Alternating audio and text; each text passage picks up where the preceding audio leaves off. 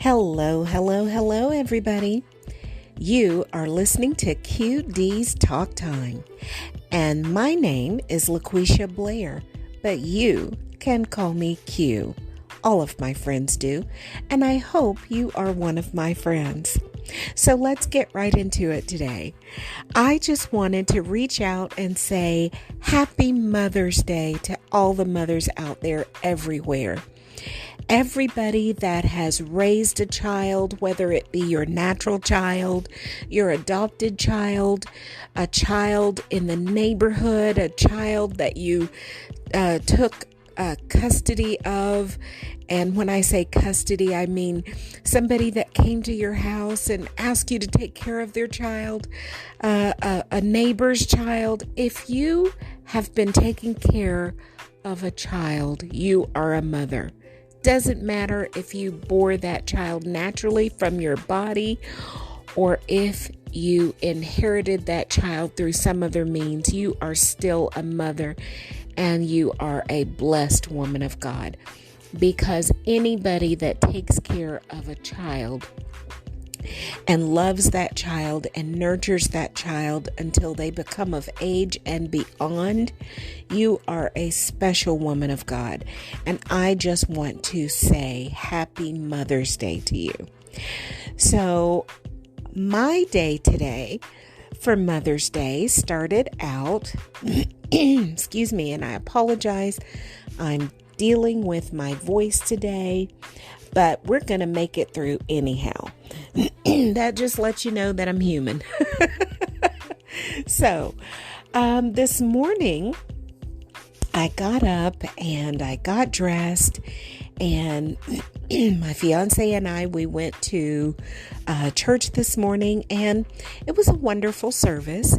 It was a little bit unusual only because it wasn't your traditional service like what most churches would have. We actually came out of Romans, and the message today was about St. Augustine, and they were talking about the letter that St. Augustine wrote to his mother and how much he loved his mother. And it made me think of my own mother. As some of you may know, I lost my mother a year ago, last March. She passed away on March the 21st of 2021. And so this is technically the second Mother's Day, but it's really for me the first Mother's Day. Just because last year I was in such a fog, I didn't even remember Mother's Day. But this year was the second Mother's Day that I've been without my mother. And I know that there are a lot of you out there that have gone through the same thing. So I'm sure you can relate. But today, you know, I really felt her presence. I felt like she was there with me the whole day. I just had this feeling, and I don't know what you could call it, but I guess I just carried her spirit in my heart all day today. And I do that every day anyway, but today especially, I felt her presence. So anyway, we were in church today, and we were listening to the story, and it was talking about how much he loved his mother, but what was more importantly is how much she loved him. She loved her child. And as a mother, we love our children and we want the best for them. And sometimes they don't always turn out the way we want them to.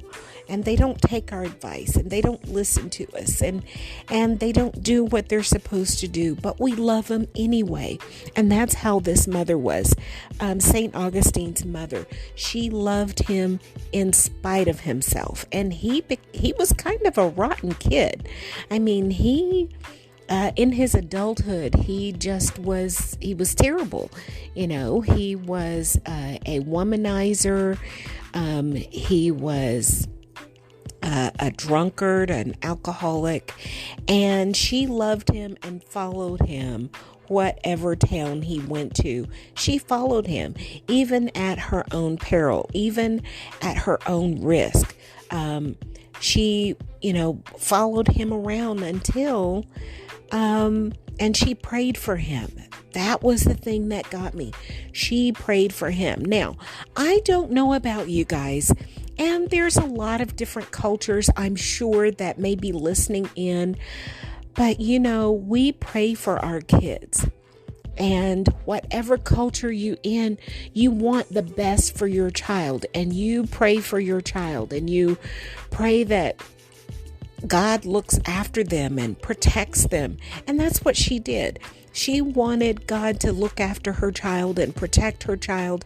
And she wanted her child to know God and know Him deep inside, not just know who He was, but know Him deep inside.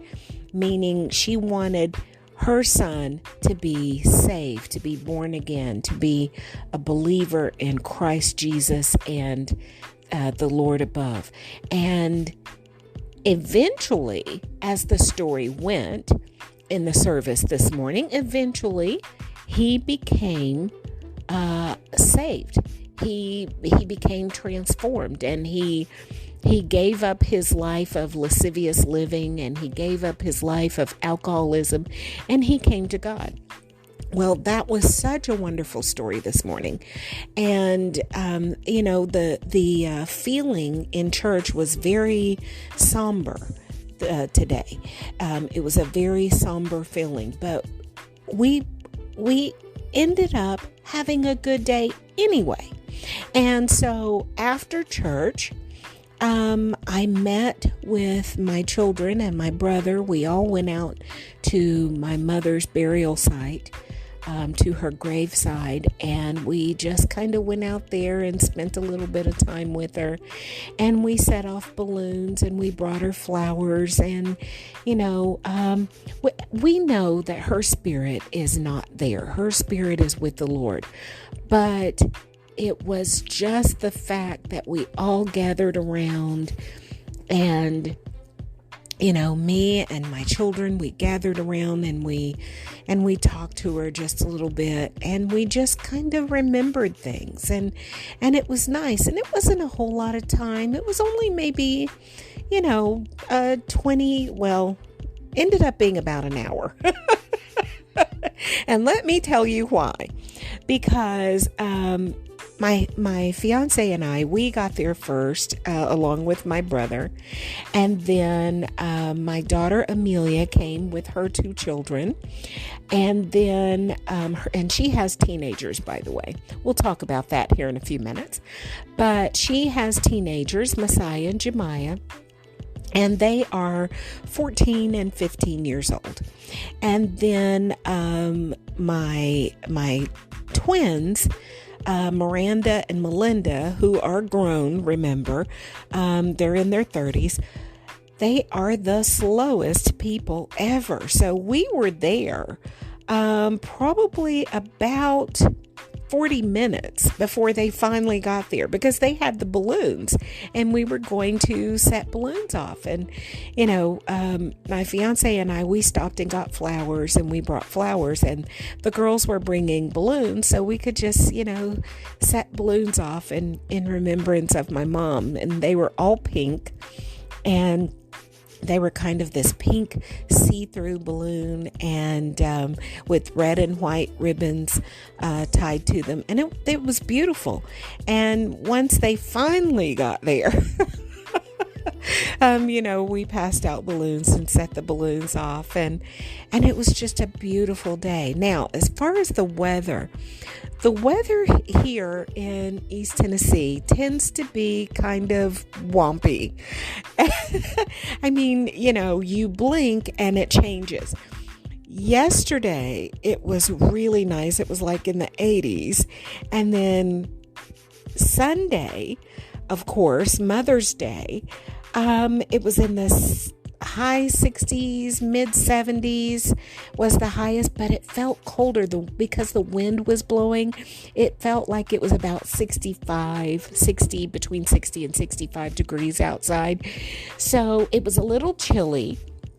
And, of course, I had my jacket on, but we were standing outside, but it didn't matter because what we were doing, we were there celebrating Mom. So even though the weather was kind of partly cloudy and a little bit gloomy outside, it wasn't sunshiny. It was just a little overcast, a little haze outside, but it was still such a beautiful day. And then afterwards, my brother decided that we were going to go eat at a place called Austin's, which is here in town. And it's an all-you-can-eat buffet. I don't know if there are any others out, but this one is a all-you-can-eat buffet. And the food is really good. But they are so busy because there's not that many buffets here in the city where I live.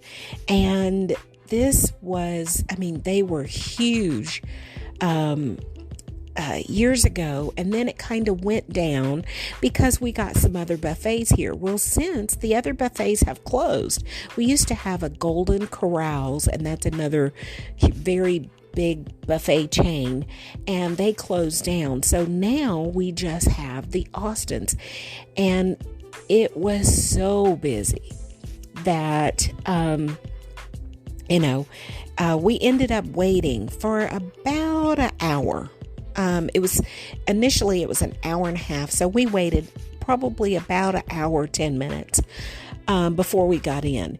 And we were just bound and determined we weren't going to go anywhere else. And we didn't want to have to go home and cook and then clean up and, do dishes and all that stuff. So we just wanted somebody else to cook today. And so we went to dinner and everybody ate and filled their bellies and had a blast. And I got lots of flowers. I got so many flowers today. My daughters bought me flowers. My fiance bought me flowers. And my daughter's boyfriend, he bought me flowers. So I have a garden of flowers in my living room right now. And they were beautiful. I got roses and I got this mixed but bunch of flowers, and it had daisies and I don't even know the other flowers that are in there. I'm not much on knowing the names of different plants and flowers, but they were gorgeous. They were absolutely gorgeous, and I'm so very appreciative. So that's how my day went. And then I just came home and laid down because I was so full. And you know what happens when you get full? You get full, you get sleepy. So I came home and I laid down and went to sleep. And just woke up, and I thought, I need to share a happy Mother's Day with everybody out there because, we go through so much as a mother, so much. I had 4 children, and raising my 4 children has just it's been fun. Don't get me wrong. I absolutely loved it, but they drove me crazy.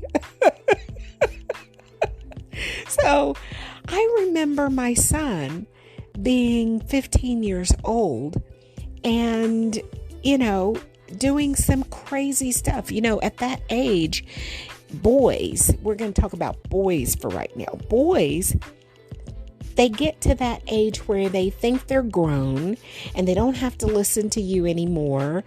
And they feel like they can do whatever they want. And you kind of have to put your foot down. You have to, in my household, I was mama and daddy because daddy wasn't around. I was divorced and daddy was gone, and daddy felt like after he left that, he remarried and he didn't have another family. And then, so that was the way things were. He didn't spend a lot of time.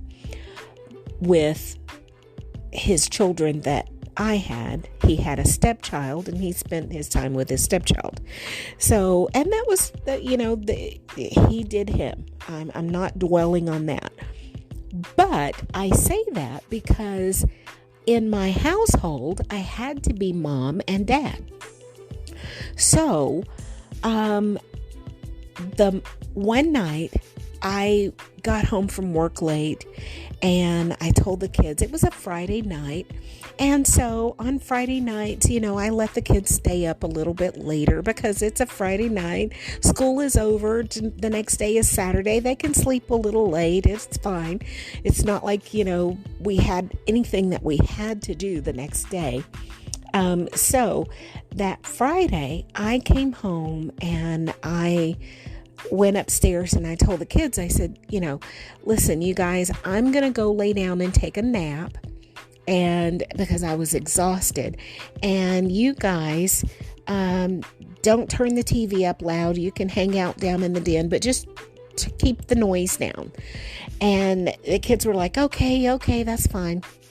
Well, they go downstairs and they're having a good time, of course. And I'm upstairs in my room and I lay down and I fall asleep. Well, I wake up to all this noise. I'm hearing, the TV's really loud, and I get up and I go halfway down the steps and I'm like, guys, it's, I'm yelling down the steps, guys, it's late. Turn that TV down. I told you not to turn the TV down.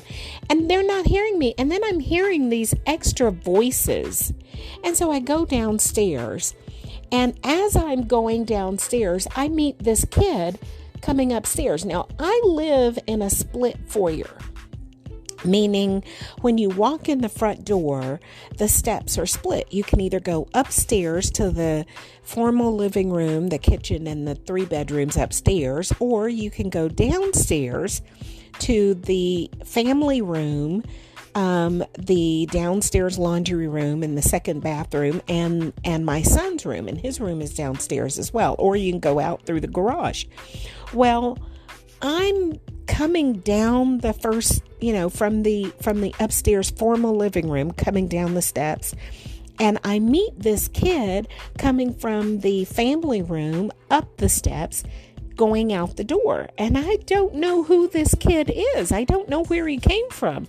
And I'm looking at him, and he gives me a nod to say, hi, what's up? And I'm looking like, who are you? And why are you in my house at 9 o'clock at night? Because it's 9 o'clock at night. It's dark outside. So I go on down the steps, and as soon as I hit the bottom step, I smell smoke, like cigarettes and pipe tobacco, and I smell beer, and it's my son, and he's having a keg party. There's like cases of beer all around, and there's, I'm seeing there's probably like 9 kids in my living room, in my den. I don't know who these kids are. And I went ballistic. I went crazy. I'm like, not one person is leaving this house. I want everybody's phone number. I made them all give me their phone numbers. And I lock them in the house. I'm like, you guys are not going anywhere, because a couple of them tried to get out. And I'm like, oh no, you're not going anywhere. I want your numbers. Your parents are coming to get you tonight.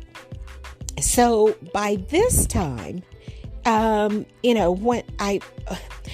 me change this. I went down the steps. The first time it was 9 o'clock and I just yelled at the kids. The second time I go down the steps, it's 3 o'clock in the morning.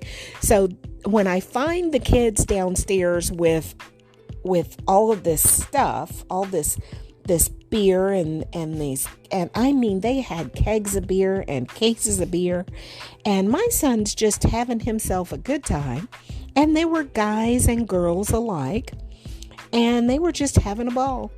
And so I wouldn't let anybody leave until I got every phone number. And so Um, I told him, I said, you can either give me your parents' number or I will call the police and have them come pick you up. And they can pick you up from my house or they can pick you up from jail because you're underage, you're not supposed to be drinking, and you're not supposed to be at my house. So they all gave me their phone numbers. So I ended up calling everybody's parents going, sorry to wake you up, but you need to come get your kid. This is my address. Come and get them. They've been here drinking. So come get them. Take them home. So my son was so mad at me, but I didn't care. I mean, you know, as a mom, we go through this stuff. And then there was my daughter, my oldest daughter. She would talk my kids, the twins, into doing anything. I remember coming home one day and seeing my 9-year-old at the time laying in the middle of the street because my oldest daughter, Amelia, dared her to lay in the street and lay there until a car came down. And so she did. So I know this sounds like the craziest. It sounds like I had a wild bunch of kids. Well, I did. Let's not sugarcoat it. They were terrible. But you know what? It was so funny because these were like once in a blue moon kind of events. But I remember them like they were yesterday. And I can laugh at them now. But back then, I wanted to kill them. I wanted to beat the slop out of them. You know, I remember my daughter, the oldest daughter, she wanted to go to a game and I wouldn't let her go because she'd been misbehaving all that week. And so I wouldn't let her go. Well, she snuck out of the house and went up to her friends who was like 2 houses up from me. And they went to a basketball game over at the school and they got the friend's uncle to take them. Well, when I found out where they were, I hopped in my car and I loaded the kids up and we went right over to the school and I walked in the gym and I yelled her name in front of everybody and made her get her little hiney back to my car and get back home. And then she got a whipping because she had no business going. And that's what we go through as moms. We go through these crazy scenarios as moms. And we try to raise our kids as best we can. And we hope that the lessons that we teach them, that they actually listen. Now, as my children have gotten older, it's funny. My son, Alan, he has called me several times and just thanked me. Just said, thank you, Mom, for being the mom you are. And thank you for loving me. And I have your voice in my head. He tells me that all the time. You know, when I call him and ask him what he's doing or how he's doing or, you know, how the job's going, how the babies are doing, because he's a dad, you know, and he's like, Mom, you're the voice in my head. Now, I don't know how good that is. I don't know how good that is that I'm the voice in his head, but hopefully I'm the voice of reason in his head, that when he's about to do something silly or stupid or crazy, that he hears me going, you're better than that. You don't have to do that. You can do better, and you are better. And stop. Maybe that's what he means. I don't know. He's never explained that to me. But today being Mother's Day and all of us out there, my daughter gave me the biggest hug. And she hasn't done that in a while. You know, I don't get those hugs from her like that all the time. Now the twins, Miranda and Melinda, they hug me all the time. They are always giving me kisses. But Amelia, she always tells me she loves me. But she doesn't hug me. And today she hugged me and squeezed me so tight, it made me cry. It was just the best hug ever. And I don't know, when you get those hugs from your kids, when they're little, it's just, you don't want to let them go because it touches your heart. And then as they get bigger, they don't hug you like that anymore. They just kind of, say, okay, bye mom, love you. And they walk out the door. Or sometimes you don't even get a love you. Sometimes you don't even get a bye mom, especially if they're mad at you, they're upset with you. They just walk out the door, and sometimes they'll slam it. We know they still love us, but they're mad right now. And so as they get older, those hugs get fewer and fewer, if at all. Most of the time, they don't even hug you. But sometimes they give you that hug, that special hug, and it takes you back to when they were tiny babies and they used to, remember when they were little and they used to hug you? And it was the most special feeling because your little baby who's out there walking now, they're barely walking, but they're walking, and they're talking. They're barely talking, but they're talking. They can say mama, and daddy, and they have a few other little words that they can say. But when they come and give you the hug, oh, that's the most precious thing in the world. That hug right there can move mountains. That hug right there, and I feel myself about to cry just thinking about that hug. That hug can make everything okay. You could have the worst day ever. You could have just everything in the world that could happen has happened.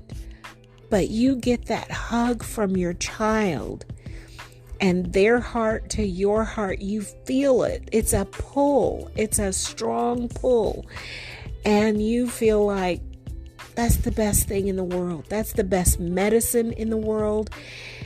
Well, that's the feeling that I got today. That hug. That hug was so special. And it made me think of when I hugged my mom. And that hug was so special. And who knew that was going to be the last hug that I got, the last hug that I gave her? Who knew? So today, on this Mother's Day, I hope you get that hug. I hope you get that hug from your child. I hope you give your mom that hug. If your mom is still with you, give her that hug. Give her that hug so that she can feel it from your heart to her heart. Those are the best feelings in the world. They make everything okay. Everything. No matter what you're going through, that hug fixes it all. You still have to deal with the stuff after, but you're able to do it. That hug, let me tell you how strong that hug is. That hug from your baby is like God's arms being put around you and letting you know it's okay, that everything is going to be okay. That's how strong that hug is from that baby that you love so very much. I kid you not. That's how strong it is. I know I've talked a long time about this hug, but that's how strong, that's how powerful it is. A hug can do that. A hug from your baby can do that. From you to your mommy can do that. And so, it was just that powerful. I can't get off of that. It was just that powerful. So I hope and pray that your day was as special as mine. It made me think of all these things. It made me think of these stories, like when they were kids and when they drove me crazy. Now, my son My son did not get to come down and spend the day with us today. And I was a little bit sad about that, but I understand. He's got a family he's taking care of, and he's going through some things that he needs a hug. So, hug your children, tell them you love them, because we don't know. We just don't know when we may get to hug them again. This world is so crazy right now. Anything can happen. And I'm not speaking anything into existence at all. I'm just letting you know life is precious. Life is so very precious. And our children are so very precious.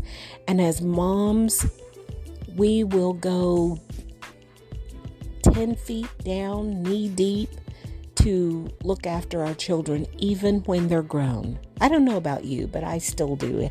I'm trying to cut that cord. My kids tell me all the time, Mom, let us be adults. We can do this. And I'm like, yeah, I know you can, but I'm a typical mom. I'm not overbearing. Don't get me wrong. But sometimes they do things and I call them up. Like, hey, why did you do that? And they're like, Mom, let me make this mistake. I'm like, but why would you want to make the mistake when I'm telling you it's a mistake? Don't do it. You would think they would listen, but they don't. They're kids. They're going to do whatever they're going to do. And all we can do is pray to God to look after them, and that they make it through, and that they learn from it. And that's our job as parents, is to teach them as best we can, give them all of our knowledge and all of our wisdom and know-how, and ask God to watch over them and protect them. And if they make a mistake, ask God to bring them through and help them to learn from the mistake that they made. And that's what we're supposed to do. As a parent, that's what we're supposed to do. So, I hope that this has been a wonderful day for you. I wish you the best as a mom, because if you're a young mom, you're going to go through some stuff. You're going to have to deal with some stuff as they grow older. They're going to ask you 1,000 questions. They're going to bring their friends over who will ask you 1,000 questions. And, sometimes you have to be a mom to somebody else's kid that's not yours. I don't know about you, but my house, I had 3 girls and a boy. And my house was the one that everybody came to. Everybody came to my house. And here was the even crazier part. I'm a lot like my mom. Like my mom, when we were growing up, if we had a friend that was in trouble and they needed a place to stay, my mom's doors were open. She would invite them in. They would come and they would stay with us until they got on their feet and things worked out. And then, they went home or they went to their aunts or uncles, depending on whatever the situation is as to the reason they were coming to our house. Well, I'm a lot like my mom. My doors were always open. And so my kids had their friends come live with us. I mean, I remember one kid, he and his mom got into it, and his mom put him out. And he was still a kid. He had to be like 14, 15 years old, something like that. And his mom put him out. And I suspect, he probably mouthed off to his mom and got in trouble. And his mom probably told him, well, if you want to be grown, you're grown. Get out, And so he didn't have any place to go. Well, I allowed him to come and stay at our house. And While they were there, whoever came to our house, they did chores just like my kids. They were treated like my children. My children had chores to do. They had dishes. They had to mow the lawn. They had to, clean their room. They had to help with laundry, folding their clothes and putting their clothes away. And anybody that stayed at my house had to help out. And these kids did that. And we would have family meetings and we would talk about whatever was going on. If there was an issue in the house, if somebody was arguing with somebody else, we'd have a family meeting and we'd talk about it. And they were at the family meeting and we all talked together. And so, these kids would come to my house and they were treated as though they were one of my children, because as long as they were under my roof, that was my child. Despite they were not my blood. I did not give birth to them. It didn't matter. They were still my children. And every kid in the neighborhood, I remember kids from up the street coming down and they would come to my house and they would be like, yo, Miss B, can we have something to eat? And I would cook and fix something to eat, or they would be like, can we just get a bowl of cereal? And I'd give them a bowl of cereal or something, because their parents weren't home yet. And it was after school and kids after school, they get hungry. As soon as they walk through the door, what's for dinner? We're hungry. And I would always, for my kids after school, they always had a snack. I'd put popcorn on the table, or I'd have fruit sitting out on the table, because I knew when they come in, they were looking for something to munch on. And so popcorn was really big at our house. And I would always pop like this big bowl of popcorn and set it on the table. Or I would have, fruit out on the table. Sometimes I would have, something like a cookie or something like that. Not very often, because if I gave them a cookie, they would eat all these cookies and then they wouldn't be hungry. But something like a popcorn or a banana or maybe an apple or an orange, that left room for food, for actual food. So, and all the kids, or sometimes I'd let them have a bowl of cereal, because it's something quick and it hold them until supper got done. And so that's, excuse me, that's what we would do.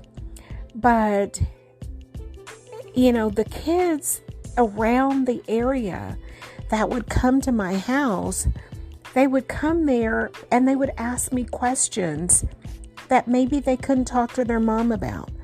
I remember young girls coming to me and talking to me about, contraceptives. And I would talk to them. And of course I'd give them the information that they shouldn't be sexually active at their age. And, I'd give them that mommy speech that we're supposed to give them, but I'd also tell them the truth. Look, don't believe the guy when he says it's okay, because it's not okay, because you could be left with something you're going to have to take care of for the rest of your life, like a baby. Not to mention all the other things that could be passed through sexual contact, like a disease. So we would have these candid conversations. And so the kids came to my house because they were going to be educated. They were going to be loved. They were going to be fussed at in a loving way, but they were going to be told the truth. I think a lot of times we're just not candid with our children. And as moms, we're supposed to tell them the truth. Now, of course, it needs to be age appropriate. You don't use certain language with certain kids, but you tell them the truth. And you make it age appropriate so that it's in the language that they understand at whatever age they are. I remember my son Well, this is a funny story. So when my son was about 3 years old, I think he was younger than that. He was about a year. I think he was about a year and a half. And we were potty training him, and he was pretty well potty trained, but still there were times when, him being a baby, he would forget. So I told his dad, I said, whenever you go to the bathroom, you take him with you and let him potty when you go to the bathroom. So, and we kept like Cheerios, and we would put a Cheerio down in the commode so he could aim for it. That way he could practice getting it in the commode. Sometimes don't you feel like you need to do that now? I mean, we all need to have a bag of Cheerios in the bathroom and just throw it down in there and tell the guys before they go to the bathroom, aim for that Cheerio. But when my son was little, that's what we did, so that he could practice getting it in the commode and not all over the back seat of the commode and that kind of thing, because he's a baby. So, anyway, apparently, and then of course, when I would go to the bathroom, I would take him, and he noticed the difference. He noticed that Daddy stood up and Mommy sat down. And then he also, we don't think about these things when we're taking our kids to the bathroom. But he noticed that Daddy's pee-pee stuck out and Mommy didn't have a pee-pee. So one day he was in the bathroom and he was in there with his dad, and he was like, being curious like kids do. And he was like, Daddy, why do you have a pee-pee and Mommy don't? And the next thing I heard was, Quisha, come and get this boy out of here. So of course I came in there and I was like, what's going on? And he was like, get him. So I said, Alan, honey, are you okay? And because I didn't know what was going on. And he said, yeah, I asked Daddy and Daddy yelled at me. And I said, well, what did you ask Daddy? And he said, I wanted to know. He said, I asked Daddy why he got a pee-pee and you don't. And so you have to talk to your kids on that level. And of course, my answer is, God made Daddy a boy, and boys have pee-pees that stick out. And girls don't have pee-pees that stick out. And that was a simple enough answer for him. You don't have to go into a great load of detail about the male and female genitalia. It's just, that's the way God made boys, and that's the way God made girls, and that's enough to satisfy his curiosity until he gets a little older and wants to know more. And then of course you deal with that as they get older. But you deal with the question or the issue or the problem or the situation at that time on the level that child is. And they understand that. And it's simple enough. It satisfies that curiosity. And he just went on about his day. Of course, I laughed for the rest of the day because it was just that funny.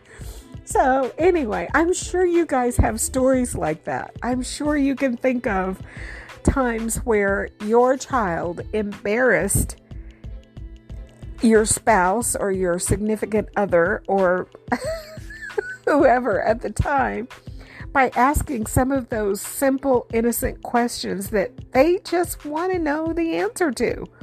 And so going back to what I was saying before, my house was the house where you could come and get the answers. And it was delivered in a manner that met that child on their level. If it was an older child, it was a little bit more detailed of an answer. If it was a younger child, depending on where it was, when it was an innocent answer to an innocent question. It wasn't anything explicit. It wasn't anything with great deal of detail. It was just an innocent answer to an innocent question. And then, like me, you call the parents and say, hey, your kid wanted to know about this. So this is what I told them. You can explain it differently if you need to, but there it is. A lot of parents today don't know who their kids' friends are and don't know who their kids' friends' parents are. But I can tell you, in all of my years of being a parent and all of the kids that came over, we all have this conversation. Who's your mom and dad? What's her name? Because I wanted to know, do I know them? And if I don't know them, I want to get to know them. I want to know who the children are that my children are hanging out with. My children are now, my son, believe it or not, he's 38. He will be 39 this year. My daughter will turn 35 this year. My twins, the twin girls, are 33. They'll be 34 this year. So I can tell you without a doubt, I still know who their friends are and who their friends' parents are because I ask questions. I'm like, even to the guys that they date, because you need to know who your children's friends are. I mean, my daughter, she'll tell me, I just met this guy, and because she's single, she's still dating, and she's like, well, I met this guy, and I'm like, what's his name? How old is he? Who's his parents? Where's he from? Because number one, we have a lot of family. My family is all over the U.S. And so we talk to different people, but you never know who you're talking to. So it's good to ask questions because you don't know if that may be a family member. You don't know. I mean, this world is so vast and family spreads out everywhere. And so you always want to find out. So as a mom, of course, that's what you do. This has been a wonderful conversation. I hope you've enjoyed it as much as I have. I've enjoyed talking to you.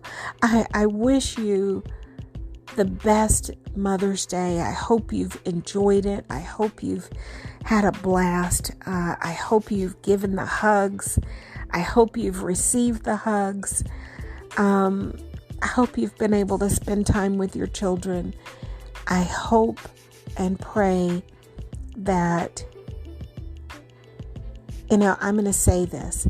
If your child has passed on, or if your mom has passed on, that doesn't stop you from being a mother, doesn't stop you from being a daughter. You're still your mother's greatest joy, and that child is still your greatest joy. So keep that in mind. May God bless you. May God keep you. May God watch over you and protect you all. I love you. God loves you best. You have been listening to QD's Talk Time. My name is LaQuisha Blair, but you can call me Q. God bless everybody. Have a wonderful, wonderful rest of your day. Bye-bye now.